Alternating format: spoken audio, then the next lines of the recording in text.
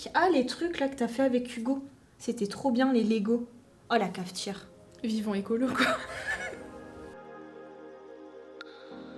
Bonjour, moi c'est Emeline, j'ai 33 ans et je vous présente ma sœur. Salut, moi c'est Clara, j'ai 21 ans et j'habite à Los Angeles avec mes parents.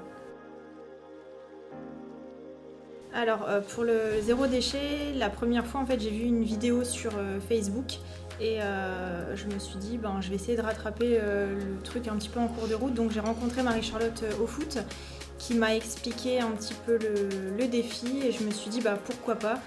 Et étant donné qu'on fait un peu tout avec ma sœur, j'ai lancé dans l'aventure. Et du coup, je suis arrivée. Bénéfice humain, parce qu'on a rencontré des chouettes personnes qu'on voit pas forcément en temps normal. Ensuite, bénéfice économique, puisque forcément on fait des économies.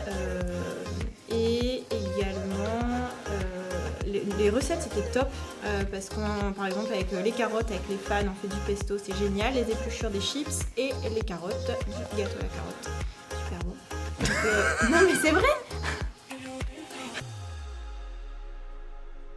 Vas-y, commence. Au niveau des difficultés, j'ai pas vraiment pu exploiter à fond le zéro déchet parce que j'étais en travaux, donc j'avais beaucoup de déchets, beaucoup de cartons. En revanche, j'ai gardé des habitudes comme l'eau, boire l'eau du robinet, puisque je pensais qu'elle était calcaire et au final elle est potable.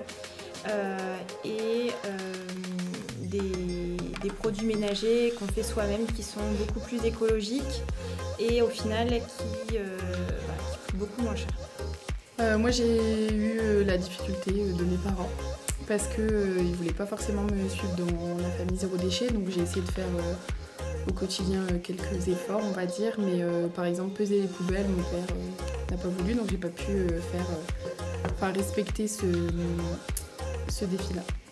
Après, le souci, c'est que quand il y a quelqu'un qui veut faire quelque chose et que les parents sont pas forcément pour, c'était difficile de respecter à fond le zéro déchet. Donc, tu as fait au mieux ce que tu as pu. Et par exemple, il y a des choses qu'on ne savait pas, comme les bouteilles d'eau.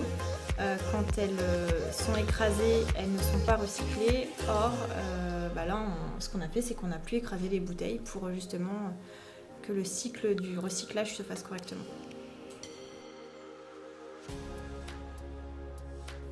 Pour. Moi, je suis pour. Pour, mais pas pour mais tout. Pas à 100%. Mais ouais. Pour, par exemple, pour les produits cosmétiques qu'on peut faire soi-même, les ateliers cuisine, couture comme on a eu, où on peut se débrouiller soi-même pour faire certaines choses, mais il y a une limite. Par exemple, quand on invite des personnes à l'improviste, ça peut être une limite en fait, le défi zéro déchet, parce qu'on n'a pas forcément le temps, vu que c'est à l'improviste, on n'a pas forcément le temps de faire un carrot cake ou des choses fait maison, et du coup on peut acheter des aliments industriels qui sont suremballés. Ouais, je pense qu'en fonction des personnes, il y a des gens qui sont plus ou moins attirés en fonction, ça s'est vu lors des ateliers, les gens ont choisi un petit peu les ateliers qu'ils souhaitaient et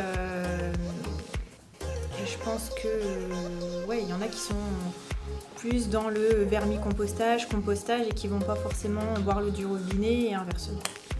Ça dépend des habitudes et des de l'âge aussi des personnes. Et des produits ménagers, parce que y en a qui veulent pas forcément mettre n'importe quoi sur leur visage. Donc il y a des limites à ce niveau-là. Ah, les produits cosmétiques. Ah, les trucs là que t'as fait avec Hugo. C'était trop bien, les Lego. Oh, la cafetière. À chaque fois que quelqu'un vient recycler. Ah ouais, la cafetière. Déchets. La vieille transformer cafetière. ces déchets en autre objet. Ouais. La cafetière avec des plantes dedans. À chaque fois que j'ai quelqu'un qui vient à la maison, me dit « Oh mais elle est trop belle ta cafetière !» Et oui, zéro déchet.